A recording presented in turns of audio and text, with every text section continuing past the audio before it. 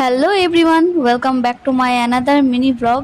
আজকের মিনি ব্লগটি আমি একদম সকালবেলা থেকে শুরু করছি। আমি সারাদিন ঘরে কি কি করি আজকে তোমাদের সাথে সেটাই শেয়ার করব। ঘুম থেকে উঠেই প্রথমেই খেয়ে নিলাম এক গ্লাস ঠান্ডা ঠান্ডা ছাতুর শরবত। এইবার আমি রুমটাকে ভালোভাবে ক্লিন করে নেব।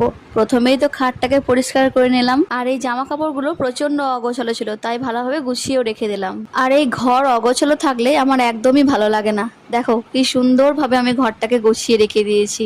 ঘরে বসে বসে সময় কাটছিল না, তাই সকাল সকাল ভালোভাবে ঘরটাকেই পরিষ্কার করে নিয়েছি। কিছুদিন বৃষ্টি পড়ছিল আর মেঘলা মেঘলা ওয়েদার ছিল বলে গরমটা একদমই বোঝা যাচ্ছিল না।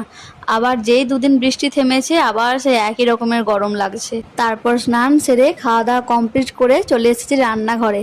স্নান করে বসেই ছিলাম, তাই ভাবলাম আজকে রান্নাটা আমিই করি। মা যদিও পুরো রান্নাটা আমাকে করতে দেয়নি, একটু করেই আমি আবার রুমে চলে আসি। চলো আজকের মতো এইটুকুই, দেখা হচ্ছে আবার অন্য কোনো মিনি ব্লগে। ততক্ষণে সকলে ভালো থেকো, টাটা।